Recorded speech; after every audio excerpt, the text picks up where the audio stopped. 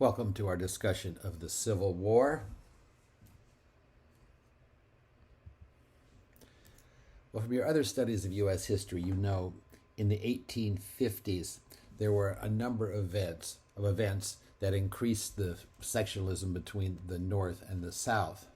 Some of the most significant would be the Dred Scott Supreme Court decision, the publication of Uncle Tom's Cabin by Harriet Beecher Stowe, where, as you know, the South strongly resented the implication that the Southerners, mistreated slaves. They claimed that they were their servants and they treated them with love and kindness. And then you had the mini Civil War in Kansas that broke out, so-called Bleeding Kansas. And finally, perhaps the most significant event right at the end of the 1850 was John Brown's raid on the federal weapons arsenal in Harper's Ferry, Virginia in late 1859.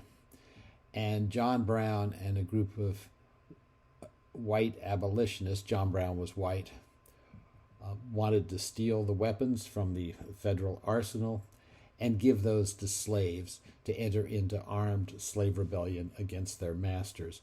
And obviously that sent shockwaves through the South.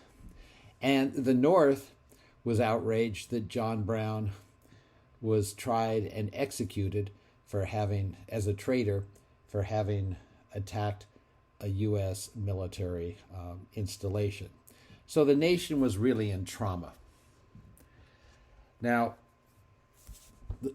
a number of southern states, particularly those in the Deep South, promised that they would leave the United States or secede if the Republicans won the 1860 election. And the key issue in that election was slavery and the sectionalism between the North and the South. Southerners had long been terrified of slave revolts. You recall in the 1830s the Nat Turner Rebellion, and John Brown's raid on Harper's Ferry just increased those fears, particularly because here we have a Northerner actively seeking to give weapons to the Southern slaves. In Texas, in the summer of 1860, a number of fires broke out in North Texas, in the Dallas-Fort Worth area. And these fires, it looks like that they were caused by, they weren't set, but it was chemicals caught on fire.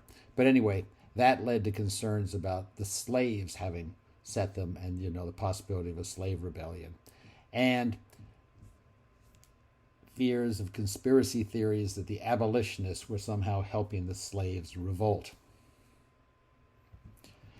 So the election for president in November 1860 was a hotly debated election. The Democrats had their party convention in early 1860 to choose a candidate. The Democrats from Texas, as well as other southern slaveholding states, walked out because the party convention refused to approve a pro-slavery platform, and particularly a proposal that had been put forth by the state of Alabama in defense of slavery.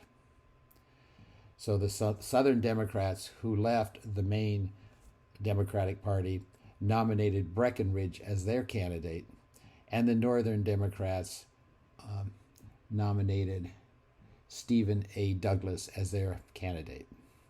Now, Texas voters supported Breckinridge because of his pro-slavery position. As you know, Abraham Lincoln won the election of 1860.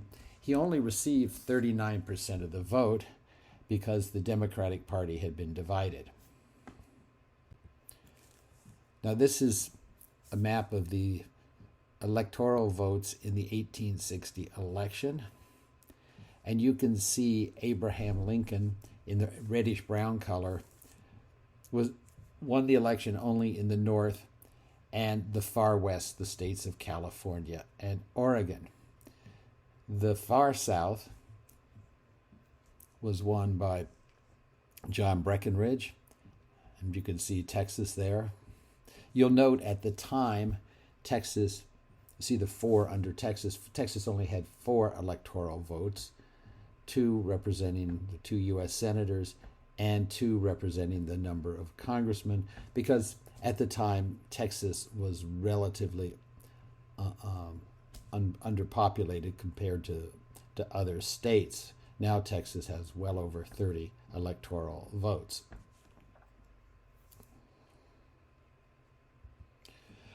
Well, the southern states formed the Confederate States of America after the election of Lincoln.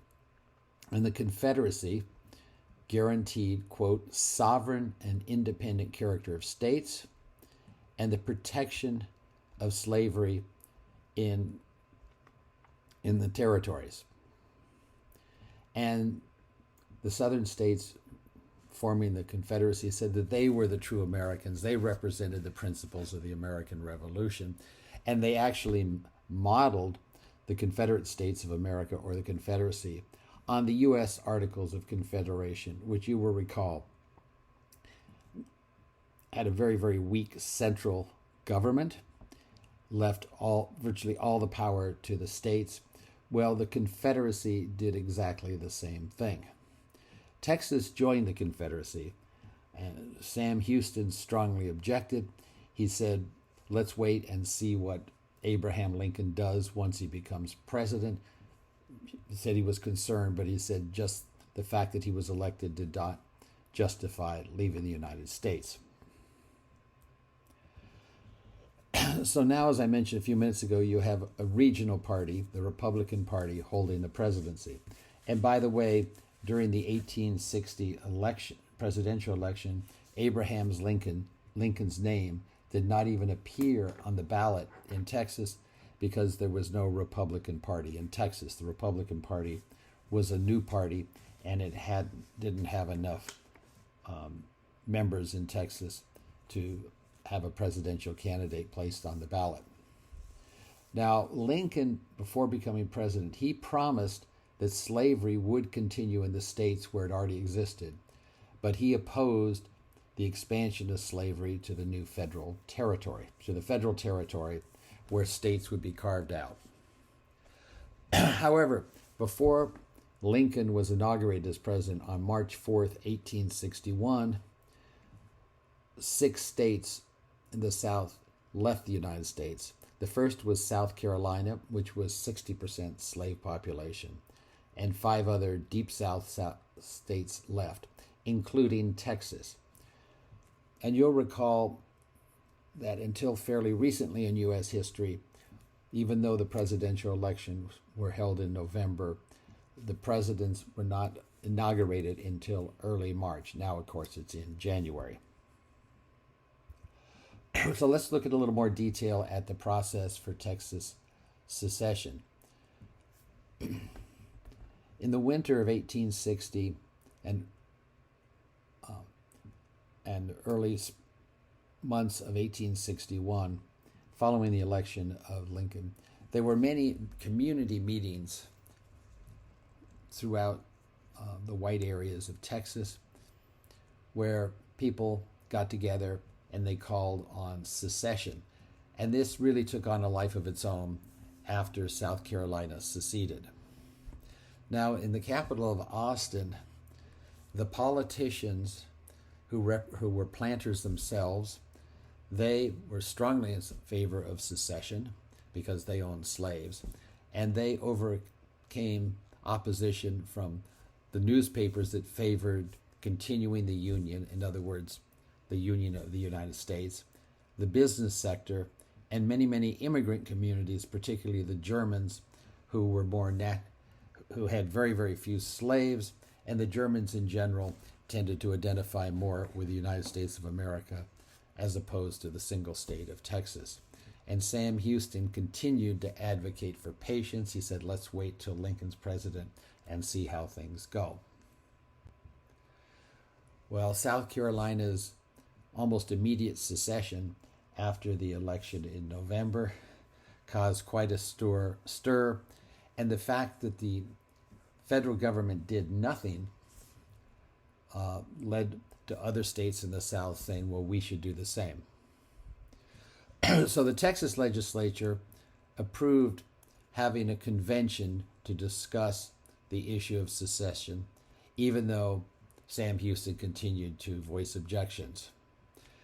The one success Sam Houston had in this regard was getting the convention's decision subject to approval by the voters in a referendum, in a special referendum. So in January 1861, Texas had its secession convention, and this was dominated. Most of the delegates were born in the southern states and owned slaves. And the first thing they did was to repeal the Annexation Ordinance of 1845, in which Texas had become a state of the United States. Now, at that point, a few people, and Sam Houston appears to be among them, favored Texas becoming an independent republic rather than joining the Confederate States of America, under the fear that the Confederacy would quickly lose a military battle to the federal government. But there were only a few of those, so rather than become an independent country again, Texas quickly decided to join the Confederate States of America. So the convention sent several delegates to a meeting of the Confederacy, even though the referendum in the state had not yet been approved, but they assumed that it would be approved. Well, in the February referendum, not surprisingly, about 75% of the voters approved secession, and this represented 104 of 122 counties in Texas at the time. It's worth noting, though, that about a quarter of the voters had voted against secession. This map shows the counties that voted at least 50% of the voters against secession. You can see there in the central part of the state, around Austin, the Hill Country area, those are large German settlements. The northern part of the state up there, you can see those counties had very, very few slaves, and they tended to have the whites were engaged small agriculture. Also, in both those areas, they were subject to Indian attacks because that was near the frontier, particularly for the Comanche Indians.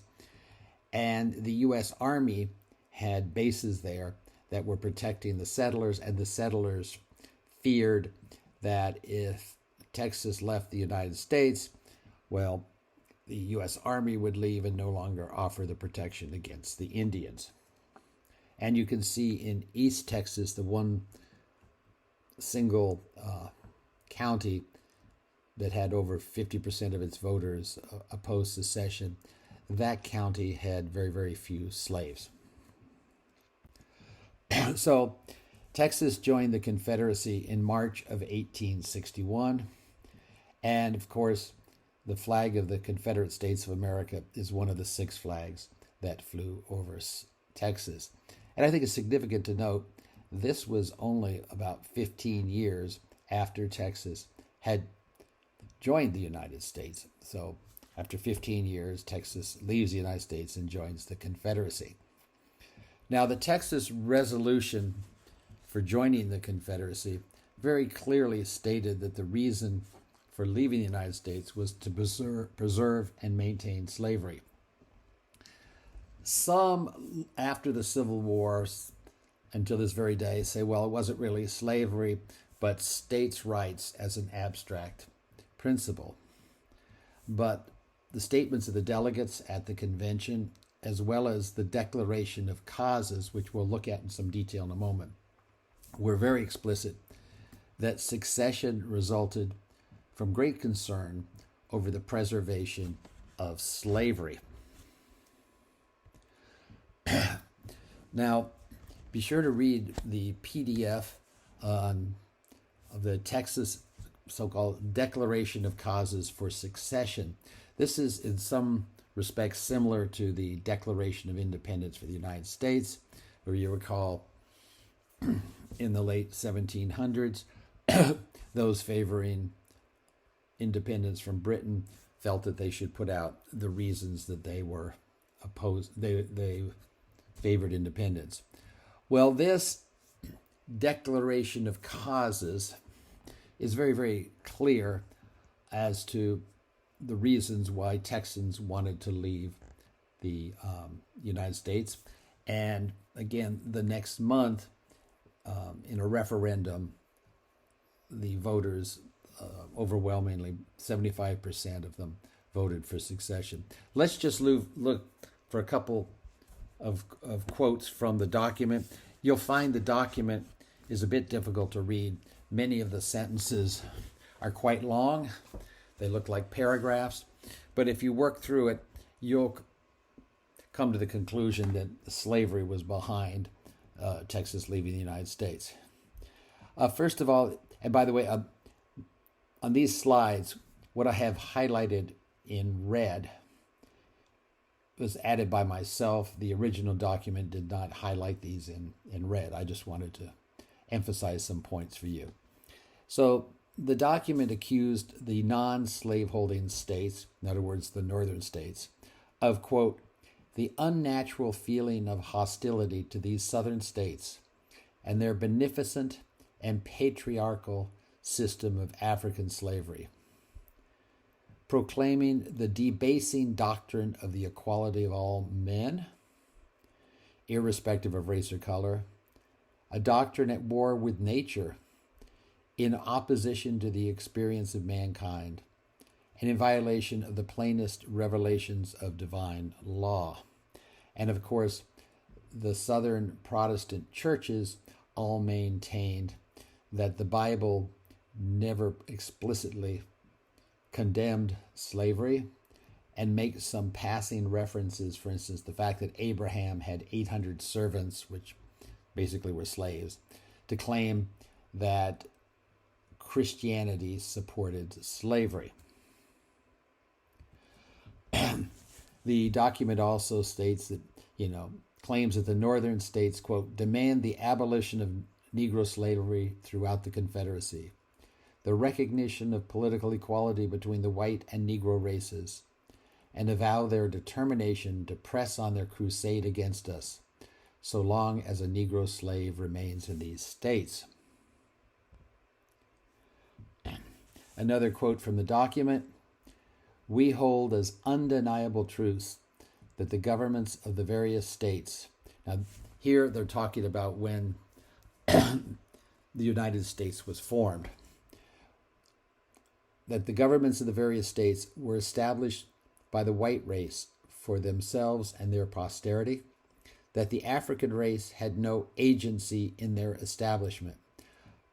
The word agency means here had no active role, so that the African race had no active role in their establishment, that they, the Africans, were rightly held, that meant as slaves, and regarded as an inferior and dependent race. And in that condition, only could their existence in this country be rendered beneficial or tolerable. And the final quote from the document reads, the servitude of the African race, as existing in these states, is mutually beneficial to both bond, that means the slave, the bonded person, and the free, and is abundantly authorized and justified by the experience of mankind and the revealed will of the Almighty Creator as recognized by all Christian nations. So before we look at Texas specifically, participation in the Civil War, let's just do a quick review of the Civil War, because Texas, of course, was engaged in the Confederacy in fighting the North. So the Southern forces, the Confederacy, shot the opening round in the Civil War when they opened fire on the U.S. Army Fort Sumter in Charleston Harbor, South Carolina. And this was April 12, 1861. And this is just 1 month after Abraham Lincoln became president. And the North, just like the South, strongly supported the war at this point. This is a drawing from the time showing Confederate forces firing on Fort Sumter, which quickly surrendered because it didn't have the supplies to last. And here you can see, this is in Charleston, South Carolina. If you've ever been there, they're very elegant mansions there. The mansions are still there. Virtually all the owners were slaveholders. And here we have the families on the roof looking to see the start of the war.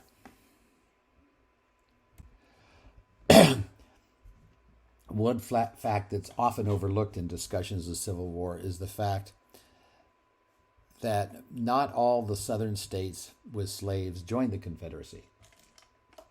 So it was not entirely a war between non-slaveholding states and slave states. This map shows several things. The most important right now is you can look at the slave states that did not join the Confederacy. And these are the states at the very northern part of the South. They're in the very light green. And that starts Missouri. Missouri was a slave state. Kentucky was a slave state. West Virginia, Maryland, and Delaware. So those 5 states had slaves, but they were not part of the Confederacy because even though they had slaves, they did not want to leave the United States of America. Now the states in the dark green, in the deep South, which includes Texas here, these were states that seceded before Fort Sumter. The battle began at Fort Sumter, and you can see Texas on February 1st, 1861, and moving across. Right above them are 4 states in a lighter shade of green, and these are ones that left after Fort Sumter's surrender, and we have Arkansas, Tennessee, North Carolina, and Virginia. Now you'll see, it was very hard to see, but you can see the MD that's Maryland, and right below it you see the square that was Washington, D.C., and you can see the great importance that President Lincoln attached to having Maryland stay out of the Confederacy, because if Maryland, a slave state, had joined the Confederacy, then Washington, D.C. would have been surrounded on all sides by the enemy and quickly overtaken. And just quickly looking at North versus South, which side was stronger as the war began. I think if you were an impartial observer arriving from Mars or something, and you would look at this and say, well, it's pretty obvious the North will prevail. Here, just a few statistics. You look at the total population. The Union had 21 million people, and the Confederacy had 9 million. Now, of course, of those 9 million, about half were slaves, and the Southerners were not about to give weapons to the slaves to fight. So you had a much larger population in the Union states. Manufacturing establishments, which are critical to produce weapons, boots for the soldiers, everything else, there were 110,000 in the Union, only 18,000 in the Confederacy. Manufacturing workers, you can see, 10 times as many in the Union. Miles of railroad, many, many more miles of railroad in the Union. And in the Confederacy, the railroads had been constructed largely to take cotton from the cotton plantations to ports So they weren't really in the right places to move troops. At the beginning of the war, you look at the troop strength, over 2 million soldiers in the Union Army, and the Confederacy had significantly fewer. Now, as the war started, about 25% of the United States Army, or the Union Army, left and joined the Confederacy. And most noticeable was General Robert E. Lee, who was the commander of the U.S. Army. He went to Abraham Lincoln's office, and Abraham Lincoln said, well, General Lee, I just assume you're going to stay as head of the United States Army. And General Lee said, well, I'm sorry, Mr. President. I'm from Virginia. I'm a Southerner first, and I am going to fight for the Confederacy. And General Lee was by far the most effective military general in the conflict. I think all historians agree with that in terms of his strategy. And that was a major blow, of course, to President Lincoln, because he had trouble finding decent generals for the first couple of years of the conflict. And about 100,000 Southerners moved north and joined the Union Army. And another consideration is the fact that factories in the North produced 97% of the firearms used by the soldiers, and in addition to the firearms, the gunpowder that was used. So in a protracted war, which the Civil War turned out to be, the North had a major advantage. And in the South, about 4 million slaves, almost half the population, they weren't allowed in the military. Also, as many men in the South put on uniforms, went off to fight, there was much greater risk for the Southerners of the slaves escaping, so they had to leave some Southern men with weapons on the plantations to make sure the slaves didn't revolt or leave. Let's look very briefly at the Union policies. Their general policy was a blockade of the South and control of the Mississippi River. And this is called the Anaconda Plan, and I have a slide after this. Anaconda, of course, is a snake found in South America. It's like a boa constrictor. It constricts its prey. The goal of the North was economic pressure to have a negotiated settlement. The North's initial goal was not to occupy the South. It realized the southern part of the United States was a huge geographic area, and it would take many years to do that, which of course is eventually what happened. And they wanted a naval blockade, primarily to keep weapons coming in from Europe and prevent the southern states, which were agricultural states, from exporting their agricultural produce to Europe, obtaining money, and then buying weapons. So this is the Anaconda Plan. You can see the big snake, the anaconda, and this was General Scott's plan. This cartoon was actually put in a newspaper to criticize General Scott's plan, but then this was the plan. So you can see the South there, including Texas, are going to be squeezed by the anaconda. But in practice, there were, as we'll see in a minute, there were very, very few battles in Texas, and the Union forces maintained their naval blockade all the way along the Texas coast down to Mexico. But they also moved down the Mississippi River, up and down the Mississippi River, and because the Mississippi River was used as a main source of cotton and transportation within the South.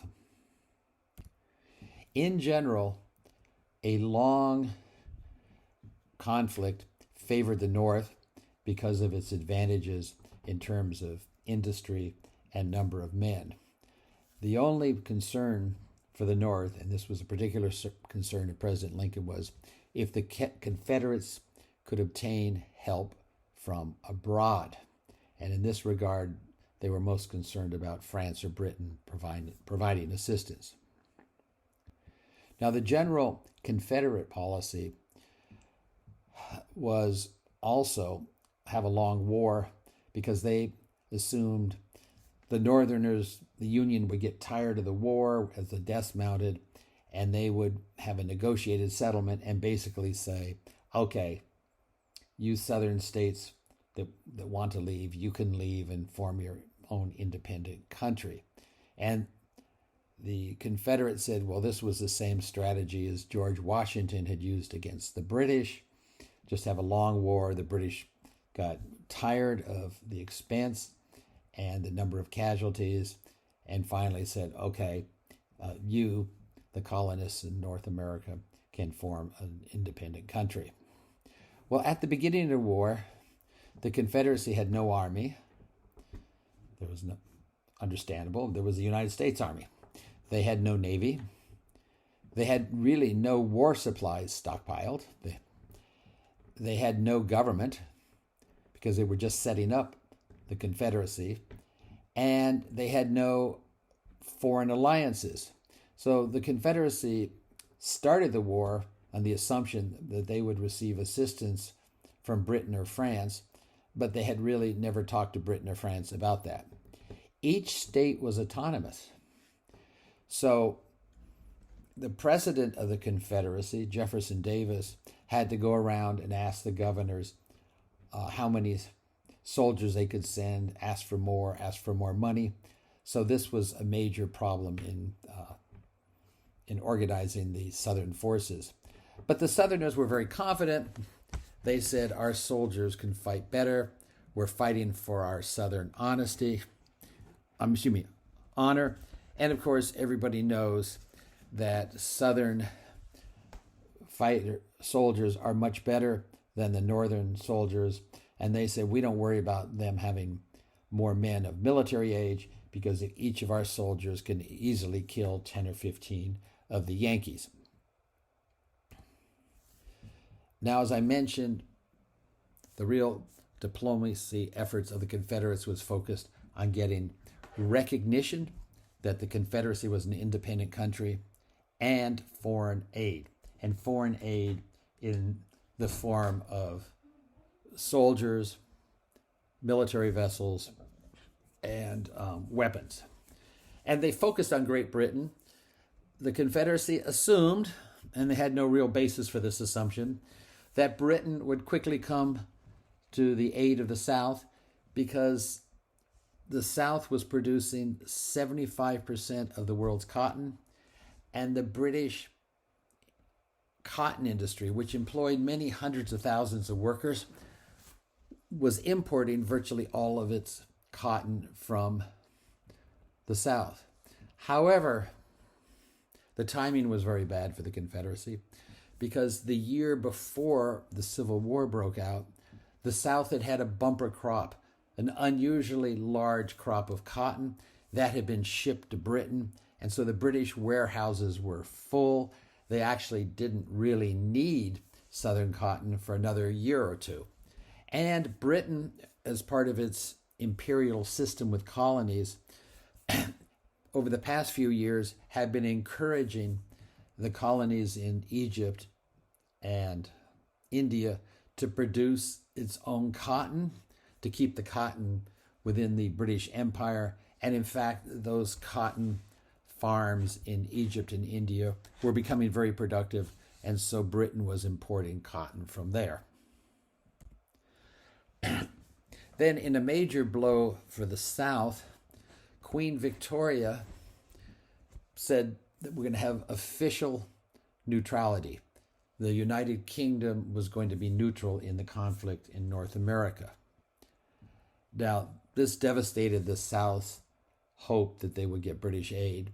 This also outraged the North and President Lincoln, because the Queen said she did not view the conflict as a rebellion against a legal government.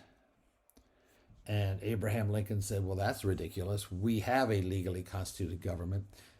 the Confederacy, the states in it were part of that government, and now they are in rebellion. Well, the Civil War was a long, bloody war. Both sides, however, were self-confident, and they both thought that it would be a quick war, over in 2 months, 3 months maximum. The South particularly thought that because it won the first major battle of the war, Battle of Bull Run or Manassas, when Union forces moved from Washington, D.C. towards the Confederate capital in Richmond, Virginia. They had only gotten a few miles into Virginia when they were badly defeated by a Confederate force. And in reality, the war lasted, of course, 4 years with 600,000 dead. Some say up to 700,000 dead. The numbers aren't exact. That was over 2% of the population. And let's put that in perspective. With the U.S. population today, 2% would be 8 million Americans killed. In addition to those killed, there were over 50,000 people who suffered an amputation.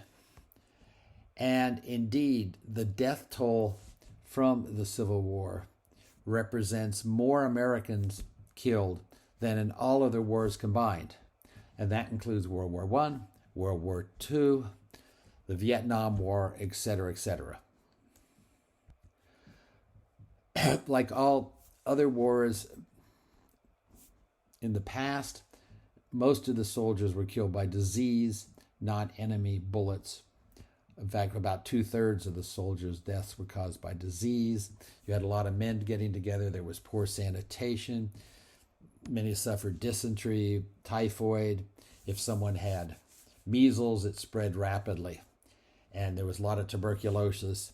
And in the South, in the summer, there was a lot of malaria. Let's look briefly at the Emancipation Proclamation. This is important in this case of Texas. This, you'll recall, was issued by President Lincoln in 1863, well before the war was over. And this was a presidential proclamation that Lincoln had wanted to make, but he held off until the Union had a major military victory, which of course happened in September 1862 in Antietam. And Lincoln's goal here, talking about emancipation of slaves, was he wanted to convince the South to surrender, and he wanted to increase favorable sentiment abroad. He was still worried about Britain and France coming to the rescue for the South, so he wanted Britain and France to look at this as a war over slavery, not the political principle of states seceding from the United States, but rather slavery. Let's look at the first aspect, Lincoln's desire to convince the South to surrender. Now you might ask, why would the South want to surrender quickly if all their slaves were going to be emancipated? Well, the Emancipation Proclamation, despite the name, did not abolish slavery immediately. It only abolished slavery in states, quote, in rebellion on January 1st, 1863. Well, the proclamation was issued 4 months before that date. It didn't free any slaves immediately, and only in states in rebellion. And he used the phrase in rebellion because he did not, and the last point I have here, he didn't want to alienate the slave states that were still in the Union, especially Maryland. Because if Lincoln had just come out and said, all slaves are free, well, the next day, the state of Maryland would have left the United States and gone to the Confederacy. And the northern border states with slaves would have done that also. So this was very cleverly prepared, only applies to states in rebellion 4 months in the future. And I've put here in red what Lincoln's hope was. He hoped that the Confederates would realize, well, they just lost the major battle in Antietam. Now, President Lincoln has come out and said, we can keep our slaves if we rejoin the United States before January 1st, 1863. And in that case, the Emancipation Proclamation would not have freed any slaves in the United States. The southern states would have come back in, and come January 1, 1863, they're not in rebellion, so their slaves aren't freed. And so this was Lincoln's plan. And you recall, I mentioned earlier in the lecture, that Lincoln had said before the war started that he was not for abolishing slavery in the South, but rather, he said he didn't like it. He thought it was a terrible institution, but he was a realist. He just didn't want it to expand. So now, after the major Union victory in Antietam, he hopes that the Southerners realize they're going to lose the war, and he's trying to give them a way out. Well, this didn't work. The South just ignored this. So again, with the Emancipation Proclamation, the freeing of the slaves now requires that the Union be victorious militarily. So Lincoln had many critics in the North, and they quickly came behind Lincoln. So, and I put here in red, this now is the war is clearly about slavery, not just the legal right of states to leave the United States. Well, zooming forward on April 9th, 1865, General Lee, Robert E. Lee, the Southern commander, surrenders, but that wasn't quite the end of the war because he surrendered his army on the East Coast. The Union offered very, very generous terms, but said it would have no compromise on two significant and essential issues. That was that slavery must be ended and the Southern states must come back into the United States. Part of the generous terms of this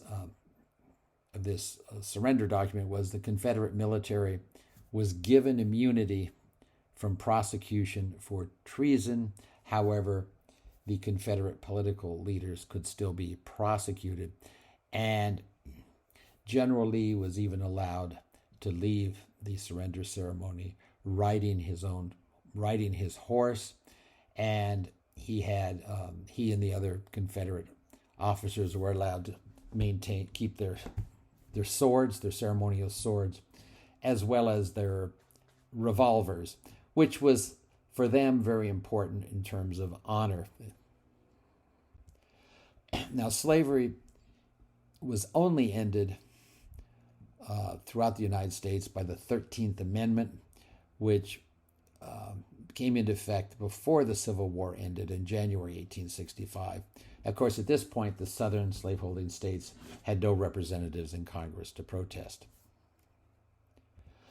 Now let's look very briefly at the Texas military's involvement in the Civil War. I won't go into great detail. If you're interested in more detail, please read carefully the 10 or 15 pages in the textbook on this. So 3 Texas units fought battles east of the Mississippi River, and they were in the Army of Northern Virginia. That was the name of the army, and this was under General Robert E. Lee. So this was the major Union army on the east coast of the United States. And those 3 units were later reorganized, and they were referred to as Hood's Texas Brigade, named after the Texas commander of it. And they fought in more than 38 battles. So they were very, very active in the Civil War. And Terry's Texas Rangers fought at the major battle of Shiloh. And then again in Kentucky under Confederate General Bragg. The Union General Sherman decided the only way to end the Civil War was to go into the South and hit very hard. And so he moved in so-called Shermans March from East Tennessee toward Atlanta, Georgia, burning all the crops and farmhouses and little cities along the way with 30 miles on each side of his troops. And this obviously produced a major Confederate response, and a number of Texans, like again Terry's Texas Rangers went in, and Sul Ross's famous brigade went in. Well, in early 1865, however, the Confederate units were either defeated or they were being dissolved, and people told to leave the army. As the war closed, it was obvious to all that the Confederacy had lost. So moving west to the so-called TransMississippi Theater of the Civil War, this is a map showing that area. You can see it starts at the Mississippi River on the right side of the map, or the east side, and includes the states of Arkansas, Louisiana, Texas. Then north of Texas, was now Oklahoma, was not a state yet, so it was called Indian Territory. And then to the west, we had federal territory that was not yet states of Arizona and New Mexico. And then, of course, on the far west, we have California. Most Texas soldiers actually were in the war west of the Mississippi River, in the so-called TransMississippi Theater. And many of them were on Texas's northern border because they feared Union forces coming down through what's now the state of Oklahoma, or Indian Territory. They also moved west into the New Mexico Territory, and they set up a Confederate territory of Arizona. And they also were getting ready to attack into Colorado and California, but they were pushed back by Union forces in New Mexico. In the early years of the war, the Texas members of the Confederacy defended the Texas coast from naval blockades and several attempts by Union forces to land on the beaches. Particularly, the Union forces were interested in taking over Galveston. In fact, they did occupy Galveston in 1862, but a few months later, at the Battle of Galveston, the Confederacy was able to repel the Union forces. So Texas became increasingly vulnerable to Union invasion because the Union forces were dividing up the Confederacy, particularly by moving down the Mississippi River. And there was an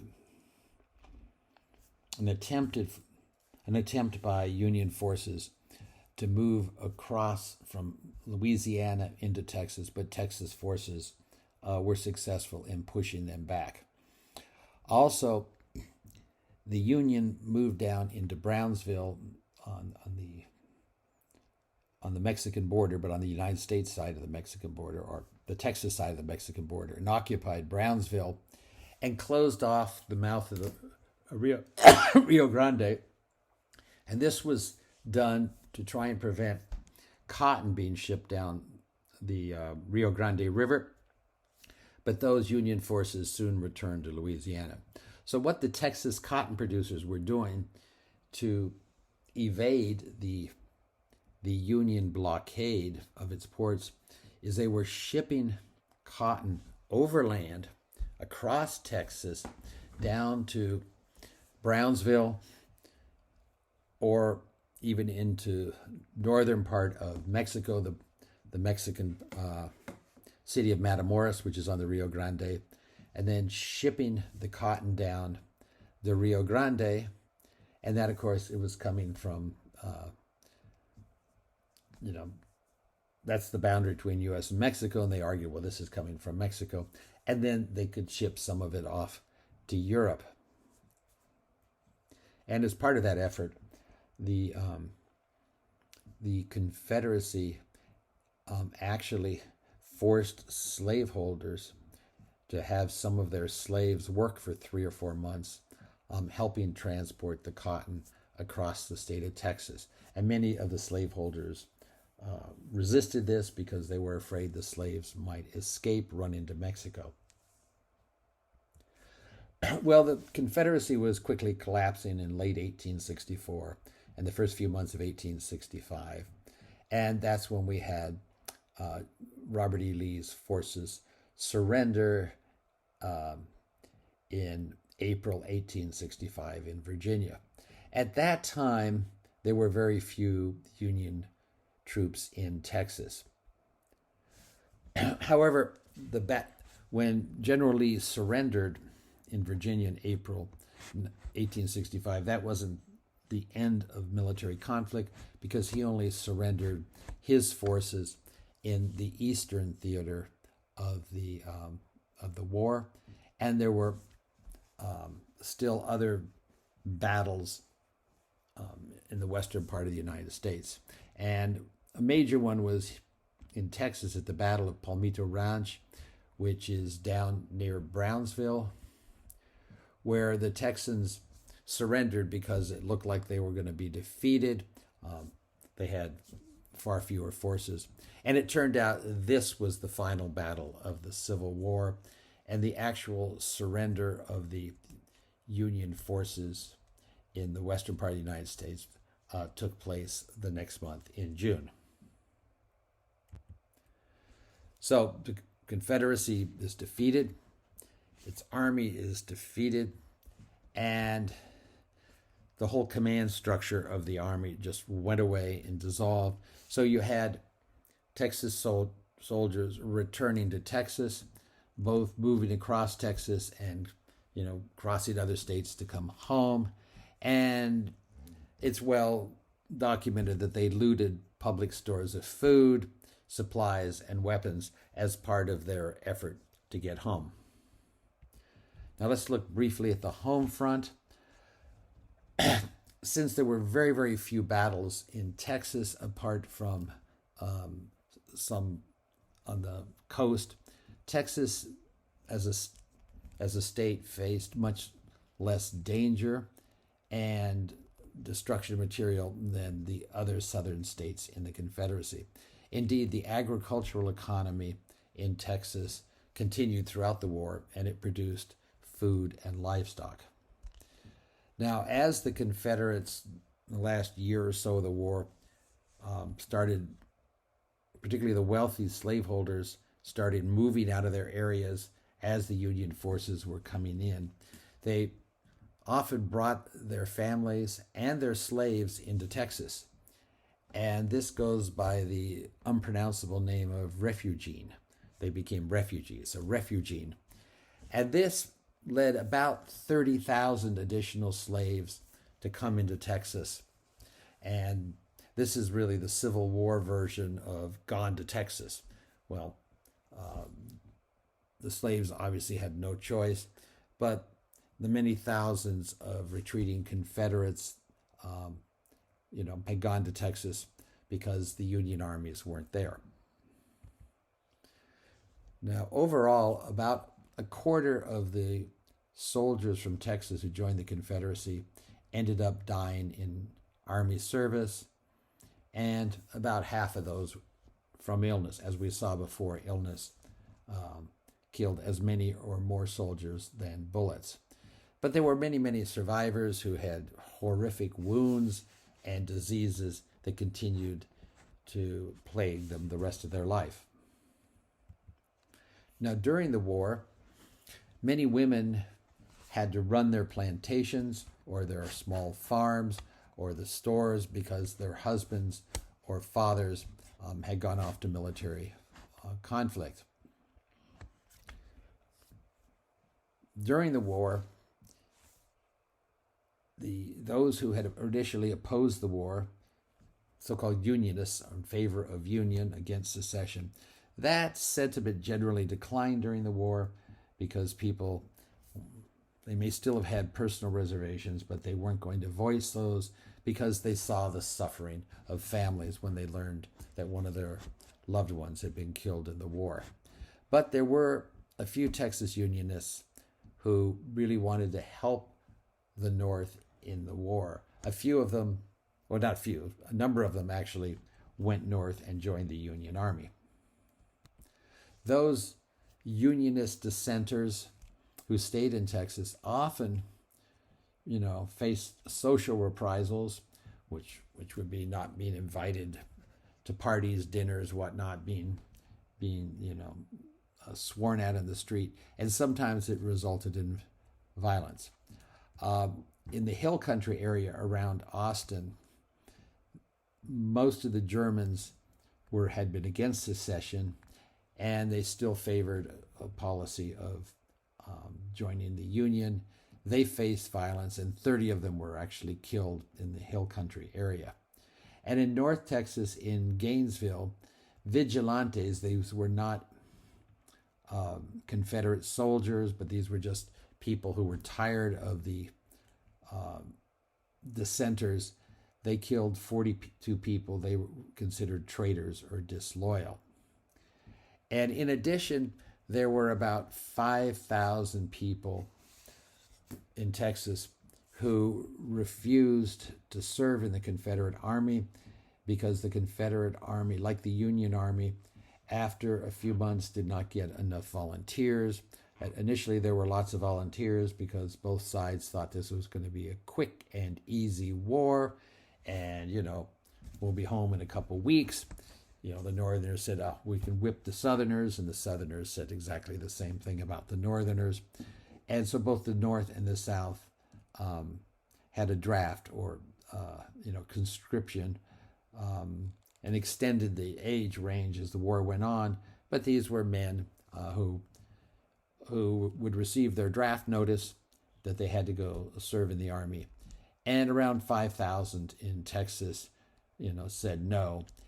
And they went off and lived in this, quote, brush. They went off to the swampy area in East Texas. They went way off into the countryside and lived, hoping that they wouldn't be found. You also had some people who deserted the Army. Of course, this happened on both sides, who just went back on vacation or whatever, or just escaped from the Army, took off their uniform, and left. This is a drawing at the time of the hanging of disloyal people in North Texas in Gainesville in 1862. So the Civil War is ending. Now the future is really uncertain for the entire country and Texas. And as I talked about in the introductory lecture, we now know, of course, what happened. But at the time, the future was very uncertain. And if we go back in our time machine, what's going to happen in the United States? Yes, there's been a military victory, but what's going to happen with the South? And in Texas, the same thing, part of the Confederacy. There was a lot of uncertainty. Nobody really knew what was going to happen. There was no question the movement towards secession had been defeated. But reunion is a difficult objective. Yes, the states would be brought in, but would people remain loyal to the United States? I mean, what's going to happen? And you can imagine, after a conflict that lasted 4 years, and so many hundreds of thousands of young men killed on both sides, how many families had suffered. This becomes very, very emotional, both in the North and the South. The 13th Amendment, as I mentioned a few moments ago, had been passed by Congress several months before the war ended. So now the war is over, the southern states need to come back into the United States, and slavery is over. What's going to happen to the 4 or 5 million slaves? They're freed. They're free black people. Through no fault of their own, they generally can't read or write. They have no real skills.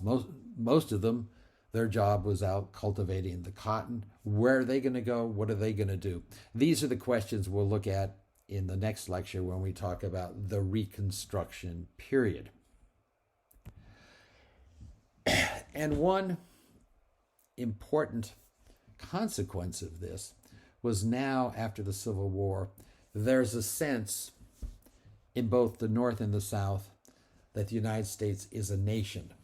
Before the Civil War, if you ask someone where they were from, they'd say they're a Virginian, they're a New Yorker, they're a Texan, they're a Floridian, whatever. People tended to identify with the states they were from.